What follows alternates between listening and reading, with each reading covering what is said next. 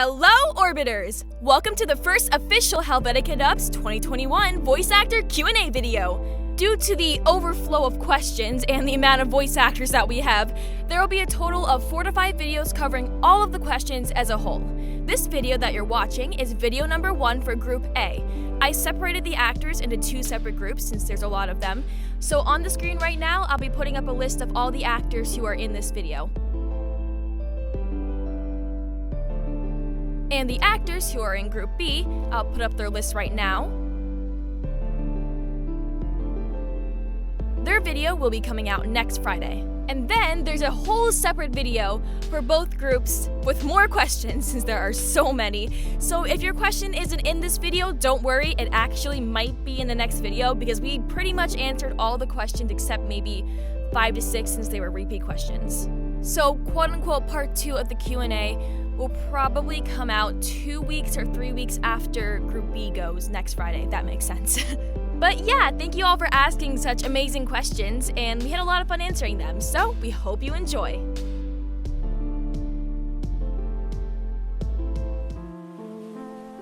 How long have you been a voice actor? I've been voice acting for about 4 years. I started when I was 13 on YouTube. I honestly don't remember when it happened. I know what project made it happen. It was the Miss Madron School for Monsters, and I got the role of Sadie, and that was what started it all. Well, let's see. I've been voice acting since around late 2016, so I've been voice acting for the better part of 4 years, going on to 5. Well, I have been a voice actor for, I think it's been about 10 years now, I think, if I'm thinking back to the first original project that I was in for YouTube. But I've actually been an actor since I was a little kid. I've always been interested in theater, and that was just part of my life. 4 or 5 years, give or take. I've been a voice actor for about a year and a half to 2 years. It's a little bit hard for me to track because I started dipping my toes in it when I was in college, but I had like no time to do anything in college, so I'd go month-long stretches without doing any VO work. I started getting more serious about it a little over a year ago, maybe a year and a half, before the pandemic started. Never too late to discover your passions, folks. I've been a voice actor since 2015, so about 6 years, I think. I've been doing it professionally for the last 2, but I've been doing it as a hobby for the last 6. I have been doing voice acting for about 3 or more years now. I got the idea of doing it in 8th grade, but I really didn't do it. I only did like 1 audition, that was it. But then once I got to freshman year, then I really started to pick it up. So yeah, that's how long I've been doing it for about more than 3 years. Because right now I'm a senior in high school, about to graduate, which is fun. And I'm planning on doing it for even longer. About 3-ish years.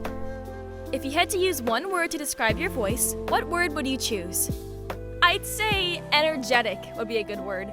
I've been told that a lot by a lot of my directors. I think it's pretty, not basic, but it's a common voice, I think.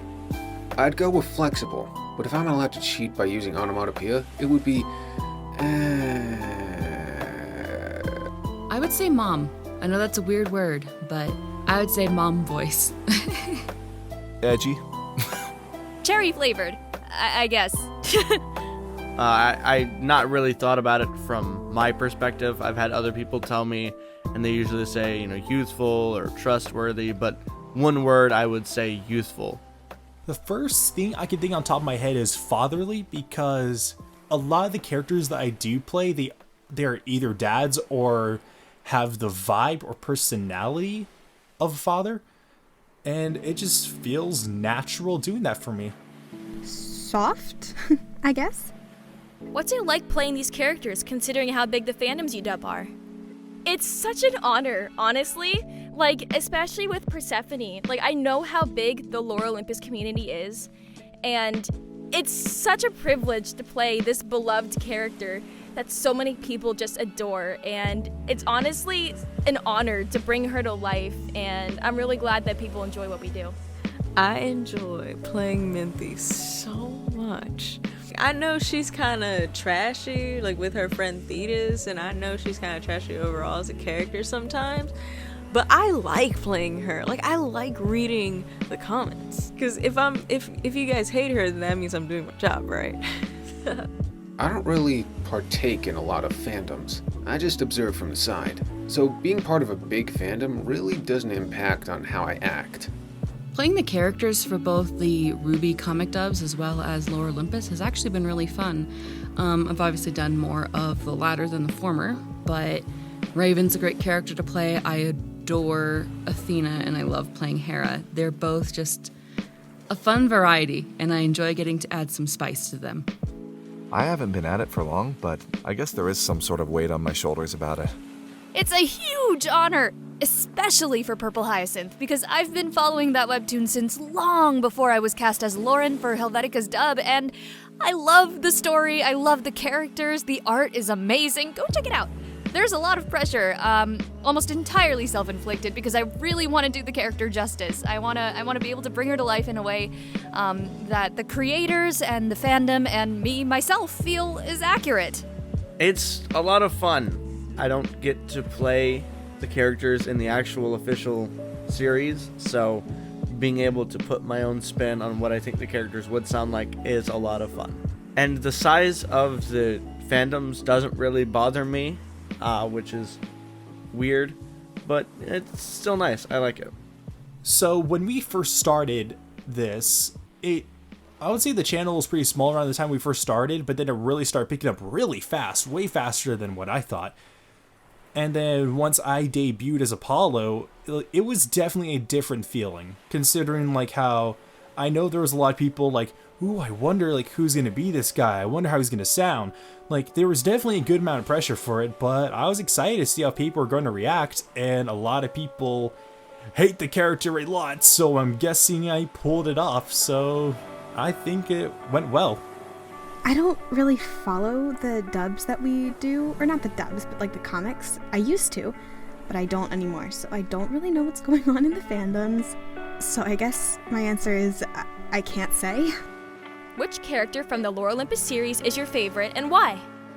Now, I'd say Persephone, but that's really biased. So I'm gonna say Ares because he's such a fun and outgoing character, and I love the characters that always like hilariously tick off the MC. Those are my favorite kinds of characters right there. And Ares is just the embodiment of chaos, and I'm here for it.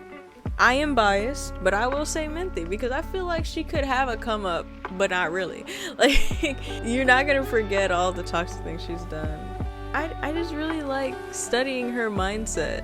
Ooh, that's a toughie, because there's a lot of great and complicated characters in the show. I would say I might be a bit biased, but I think in some ways I'd say Athena. I just love the style, and it's a bit my niche because silver is actually my favorite color.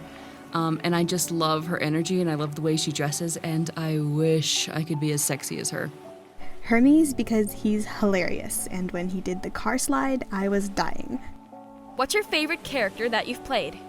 Like, ever? Shoot. I don't want to pick, like, a favorite, but one of my overall favorites is definitely Persephone. I've played her for over 2 years, and every time I sit down to record for her, it's always such a joy, and if I go into the session tired, I will come out, like, energetic. It really brightens my day to record for her, and I always have a lot of fun.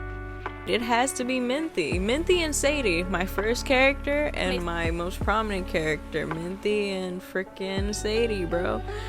If we're going for the dub alone, I would say the reporter that gets his eye ripped out. Because let's just be honest, I love screaming like that. But if we're going by favorite voice acting roles so far, I'd say Thalen Alamir from a podcast that I work on called Cold Open Stories.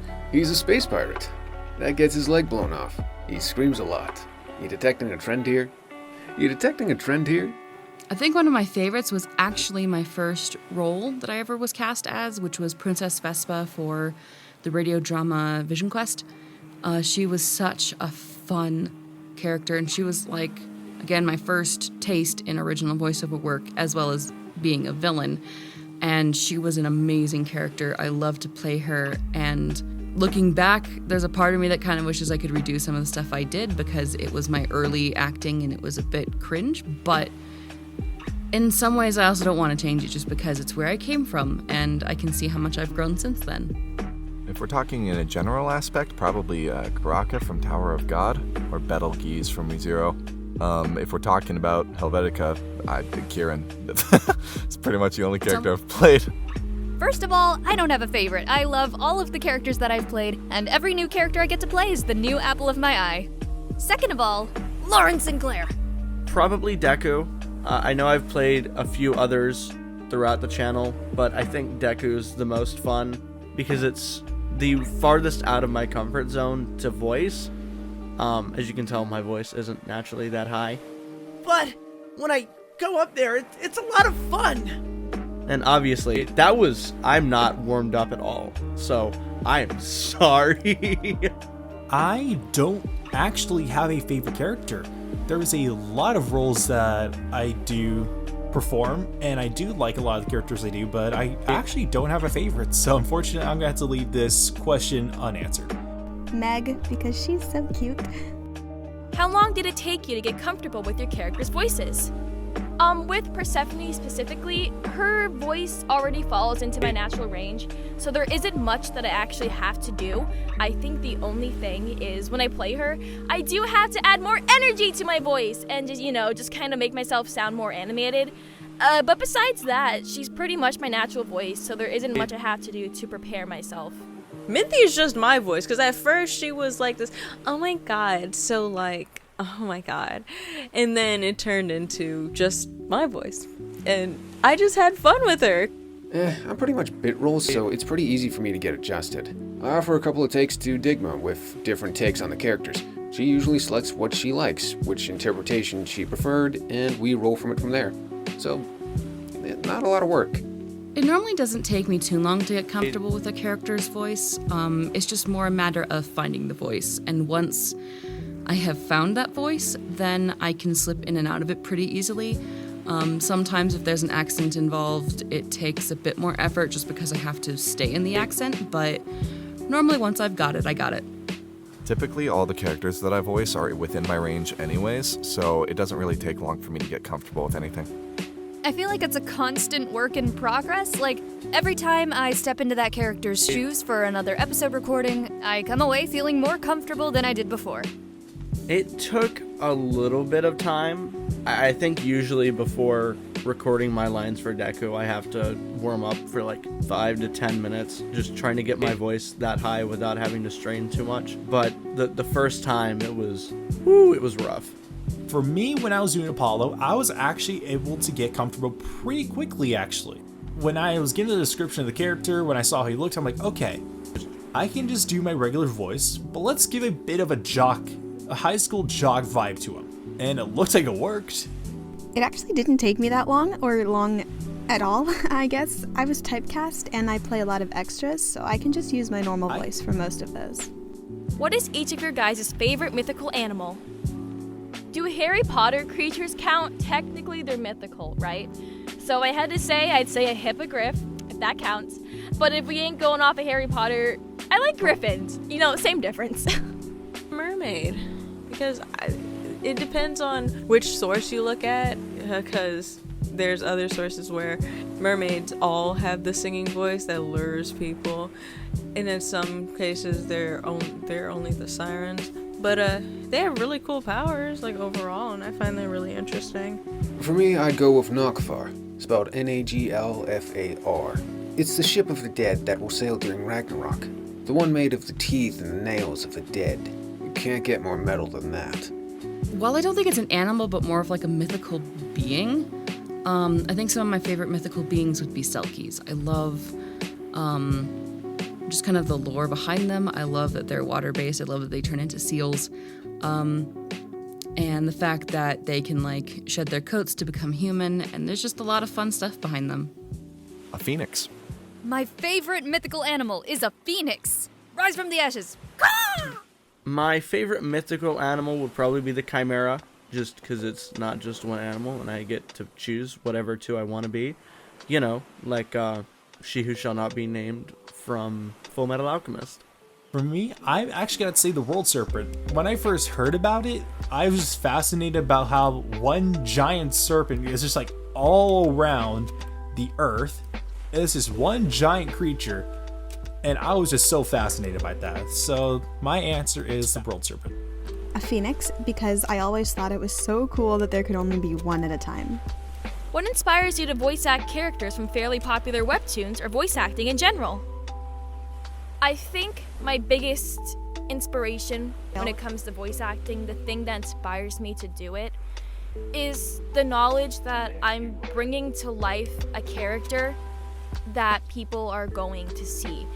Like, especially if they've never been brought to life before, and I'm the first one to do it.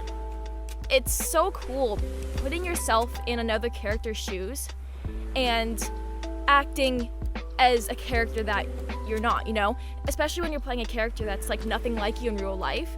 You get to experience this character's life, you know? You get to be this character. I just like playing characters. It's just really fun. Like, I genuinely enjoy playing other characters. It's just being able to bring something to life and then have other people like it, and then they're like, oh my god, you do this well. I'm like, thank you. I appreciate you, bro. Well, I just asked myself one question. Will this role be fun? I think the thing that inspires me to voice act in all of the projects I have been in is just the aspect of creating a story. Ever since I was a kid, I have latched on to cartoons and the art of storytelling and felt compelled by them. And so to be able to be the person on the other side who is helping create those things that can inspire other people, including the next generation of kids, I find that very fulfilling and very fun. As a whole, I wanted to be a part of these projects, the video games and anime that I watched growing up, and I didn't realize how I could go about doing that until I realized that voice acting was a thing and that I actually had a knack for it. So basically just being a part of those projects that I love, and hopefully being part of projects that other people love as well. I just really love doing it, if that makes sense. I just, when I'm reading these webtoons, I am just constantly reading out loud. And trying out different ways of saying phrases and different inflections, and I love listening to other people do the same thing. So this community felt like a natural fit. It's usually a mix of all of my friends and I competing to do everything that we want to do, and yeah, that's really the biggest thing that inspires me to do voiceover. I think it's just the fact that when I voice act, I'm just able to like fully express myself. Right as I'm in front of my microphone, I can just let myself go, just be free, and just let it all out. Ever since I was little, like me and my mom, we'd reenact like little commercials. Like I remember, like sometimes we would reenact the 1-800 contacts commercial. And I honestly, I think I get my acting skills from my mom, and I definitely thank her for it. My friends, I have to be honest, voice acting isn't like my main passion. I'm definitely more of an artist, but I'll keep doing it for my friends, and well, I mean, I like acting. It's really fun. Which series that you've worked on is your favorite? Gosh, these questions are killing me. I don't want to say Lore Olympus because well, besides Lore Olympus, I think I really enjoyed working on this visual novel game that I'm in. It's called 306, and I played a rising villain in it. Her name's Tiona, and I had a lot of fun playing her. Lore Olympus, because that's just where I was I think I played a part in the most. I really enjoy playing Minthy. I like how she not even grew, how she's introduced, and how you get a look into how she thinks. I like that. Going by webtoons, Lore Olympus, mainly because that's the only webtoon I've actually worked on. One of the favorite series I voiced in was a show called The Missing Light, and I played two characters in that, Maria and I played Essie, and they were both such different characters, and I enjoyed getting the chance to kind of, stretch my limits by playing a character like Essie, because she was very different than anything I'd played before, and it was a lot of fun. Honestly, I haven't done too much original work yet, and I can't say fandubs as a whole are original work either, but if I had to pick in terms of what fandubs I have done, I'd probably say Purple Hyacinth. Within Helvetica, I've worked on Purple Hyacinth, Unholy Blood, and Miss Abbott and the Doctor. They've all been insanely fun to work on, but I have to admit that I am very biased towards Purple Hyacinth because it's one of my favorite webtoons of all time, even before I started working on webtoon dubs. Out of what we've done here on Helvetica, I've done a few others for Ruby and Lore Olympus, but I think My Hero is the one that I love working on the most. War Olympus, straight up, because I just love seeing people just get pissed off about Apollo so much. Like, I even get told, like, how even in an episode where Apollo's not even in it, or it's like, even if, like, his name is just mentioned, people just lose their minds. And I just find that to be one of the most greatest things I've ever seen. And it's just because of that Lore Olympus is definitely my favorite series that I've worked on. I feel like I'm going to be biased, but I have to say the first ones that we did, the Voltron ones, oh, What's Left Unsaid, that's what it's called. Can't believe I remember that. Not because of my voice or because of my character. That was rough. But just because it was the first dubs that we were doing and we were just having fun. How did you get into voice acting? I got into voice acting when I was 13. There was a casting call on YouTube for an animated series called 12. I had already watched the series before I actually auditioned. So they had a public casting call. I auditioned, and miraculously I got the part. And from there, that kind of built my inspiration to voice act and take on other series and to just continue auditioning and pursuing this career that I love and adore. So what happened was that one day I saw these open casting calls, and I was like, you know what? I'm gonna look for casting calls and I'm gonna audition for them. And I had my Blue Yeti. I still have it, but I gave it to my friend because he wants to get into voice acting.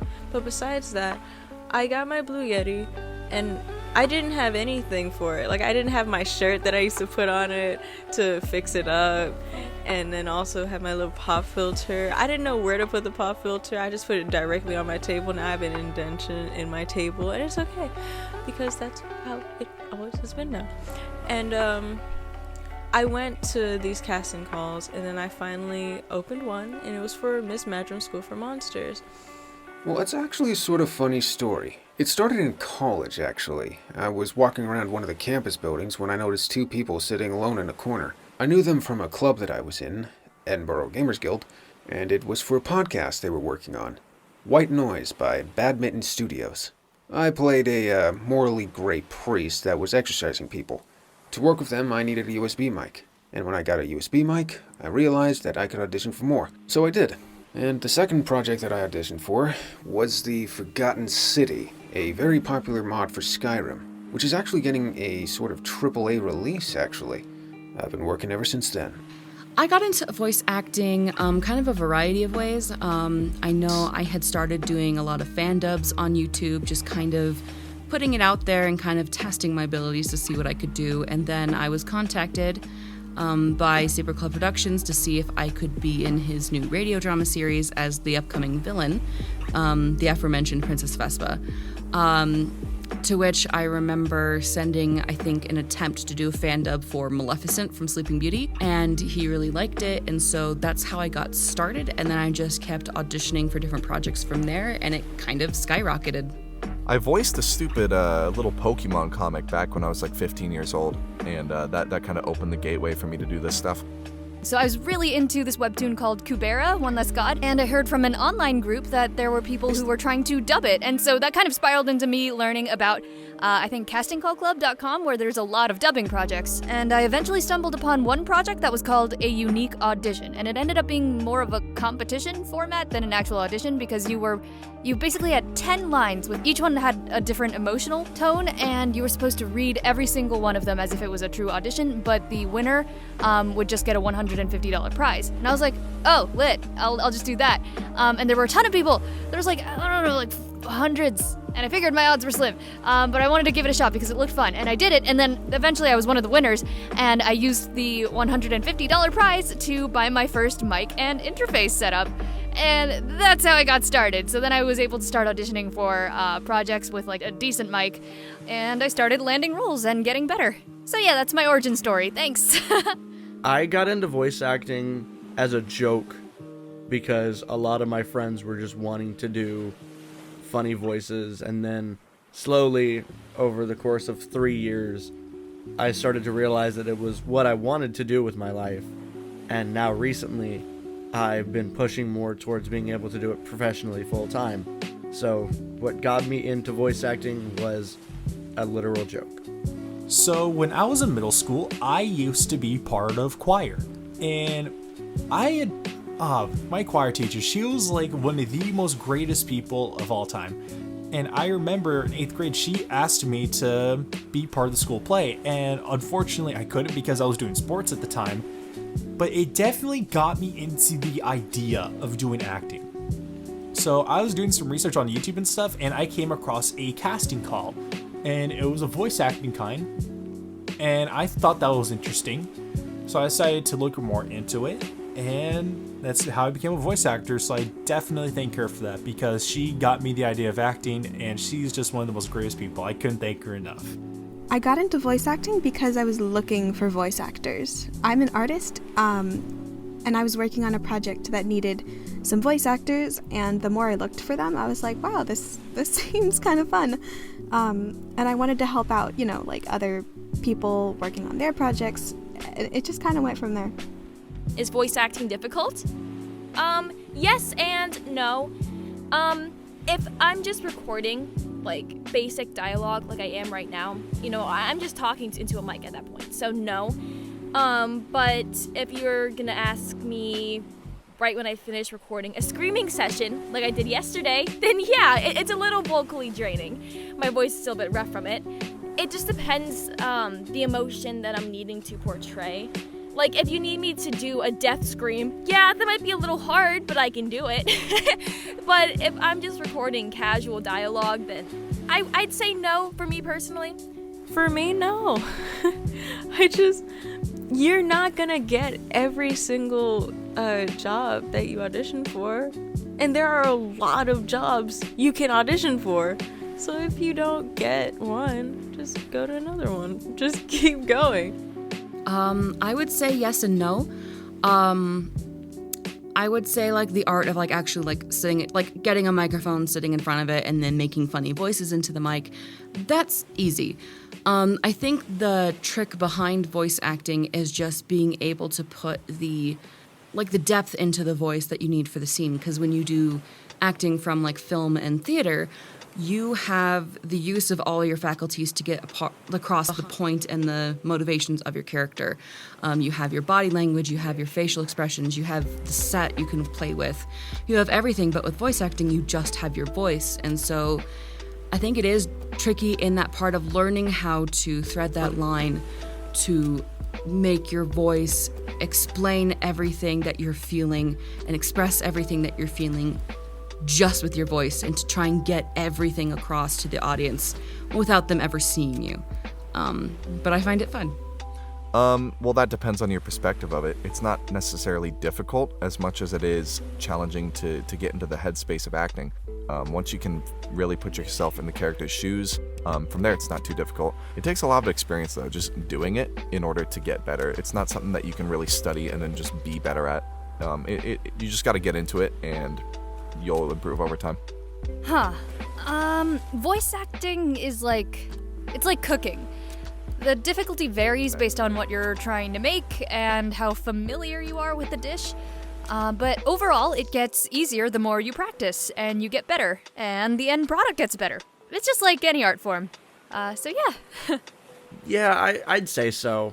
It's not something that you can really just jump into without proper training. Now, I wouldn't say you'd have to go to, like, school for it, like college, but it is good to have proper training under your belt, because it is just as difficult as acting. Yeah, you can do funny voices from here and there, but the majority of voice acting itself is just that, acting.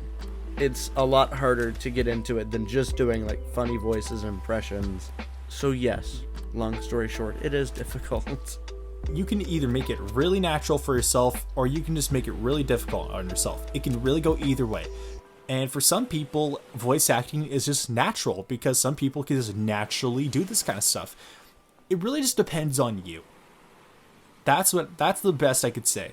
It just depends on how much hard work and dedication you really put into it. And I know people hear that a lot when it comes to anything, but it's true. Your hard work is what's going to pay off. I think it depends. I feel like I'm a bad person to ask because, like I said, so far I've only really gotten typecast. But just acting in general, it's not hard once you start being able to think about it the right way.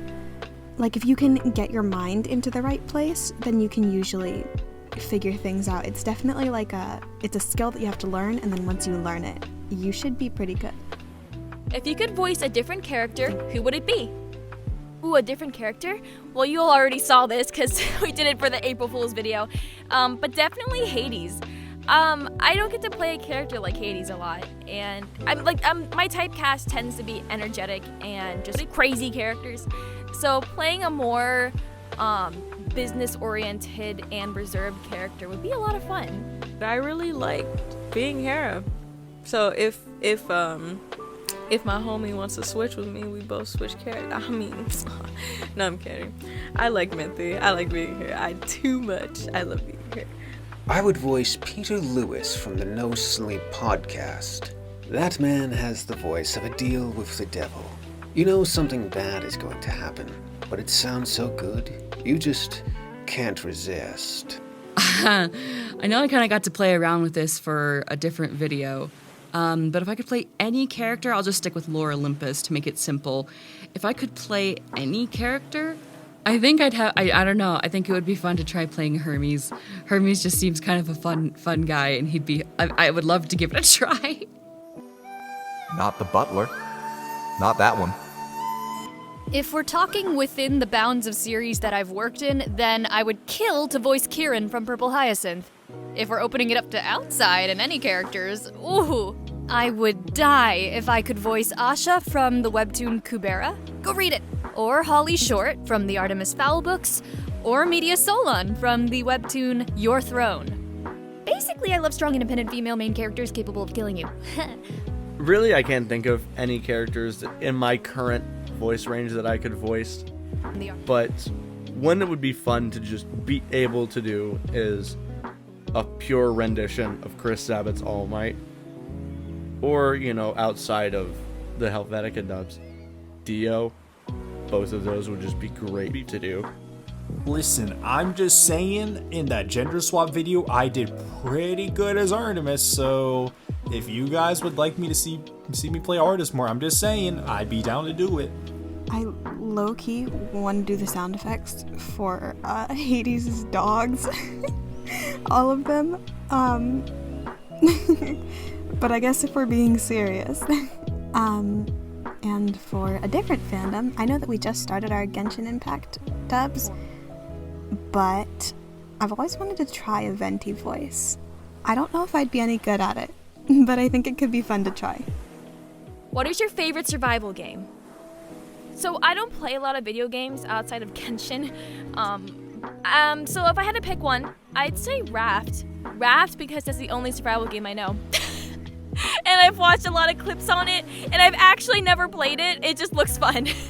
I play a lot of D&D, so I'm gonna say D&D because to me that's a survival game. I don't know if it's a survival game in other terms, but for me, it is definitely a survival game. Silent Hill 2. It's a classic video game with plenty of symbolism, characters that are both interesting, likable, and yet morally gray enough for interpretation, and a setting that is both claustrophobic and introspective, resulting in a story that is horrific, tragic, and intriguing. I think recently one of my favorite survival games has been The Isle. And The Isle is actually kind of a survival sandbox dinosaur game. And I like it just because there's a lot of variety with the different dinosaurs you can play, both herbivore and carnivore. And there are different servers, so there are different levels of how intense you want to get with that survival mode. But I really like just hopping in a game with gorgeous maps. and running in there with a dinosaur whose like scales and kind of patterns I can kind of customize and just run around in this world and just kind of chill. It's definitely a thing where you have to still survive and get food and water to live and to ward off other dinosaurs. But I find it kind of relaxing in a strange way. Honestly, I don't play too many survival games anymore, but if I had to pick one out of all the ones that I have played and it's not Minecraft, I would probably choose Starbound. Is that even a survival game? It's similar to Terraria, but I guess not even Terraria is that much of a survival game. Anyways. Oh, don't kill me, but I don't think I've ever played a survival game. Does Pop Tropica count? I mean, okay, some of my other favorite games are, I love Dungeons & Dragons and Escape the Rooms. Those are kind of survival-like, right? When I think of survival, my brain immediately goes to like survival horror. So probably my favorite survival game would be Resident Evil 7 specifically. Like all of the Resident Evils are good, except a few of them. But I think Resident Evil 7 is a lot of fun for a survival horror. It's got everything that you would need to survive, plus almost your pants. And it sucks because I love Minecraft, so I guess I'll just put one of my favorite games. So my favorite games are Halo, Destiny, and Minecraft and Pokemon. Those are like my 4 games. Those are like the 4 horsemen of games I play. I've never played a survival game besides Minecraft. Before you started voice acting for this channel, did you ever think you would be doing this on a usual basis? No. I started this channel when I was 15, and I didn't think I would ever do anything like Helvetica. I really liked watching comic dubbing channels when I was younger, and I did want to make one, but I didn't think it would actually become a reality, and become a part-time job for me alongside other things. So I never thought that this would be something I'd do or I'd work on the daily. Because I do editing and recording for this channel almost every single day, and it's become a part of my life now, and I could not be more happy that this is part of my daily ritual. Not at all, because I thought after Miss Madron School for Monsters that was gonna be it for me, and look where I am now. I'm doing a Q&A at frickin' Minthy for Lore Olympus for Helvetica dubs. I did not know that I would be here. Okay, I'm trying my best. I like being here, so you can't get rid of me, Logan. No, I'm kidding. I just really like doing this. Personally, no. But now, I'm glad I am. I know before I started voice acting for Helvetica dubs, I've already been doing quite a bit of voiceover work. So the idea of just being pulled into another project to work on more stuff is not necessarily new to me, but it was a new group of people that I have made friends with, and they have been wonderful. And I didn't really expect to be on Lore Olympus, but I have loved every second of it. Oh, absolutely. Like I said, I've been doing this for like 5 years, so being a part of this channel is awesome. But I would have been going prior to this channel, and I'll still be going after. Yes and no. Before I started voice acting for this channel, I was still pretty new to voice acting, and so I didn't really dare dream that I would be doing WEBTOON dubs regularly, but it was something that I aspired to. So the fact that I'm here doing this now, I mean, it's pretty awesome. I am really, really thankful for the incredible friends I've made through Helvetica. I gotta thank Logan. Thank you, Logan. I was hoping that I would do voiceover on a more regular basis. With the recent years, I've been doing it more, and then it stopped because of the thing that was named after a beer. But I'm hoping to do more paid and more just fun voiceover work in the future. Yes, that is a straight up yes, because even before the channel, like, I was really picking up my pace for voice acting. I was starting to get into a few projects, and I just wanted to get full on committed to this because I really, really, really enjoy doing this. And in fact, it's definitely something I plan on doing the older I get, the more I'm going to keep doing it, especially because I'll have more freedom to do it. I'll have more time. Well, depending on what I do in my career, but yeah, it's definitely something I've been planning on doing ever since I started. Definitely not. I never thought that we would get this far. Because, I mean, when we started, we were just doing it, for fun. I think the first time that we all did a dub together, it was a scene dub for Voltron, and it was just a joke. Like, we didn't even try on the voices. I was playing Lance, but it was just so funny that we decided to keep going with it. And I mean, look, now we're here.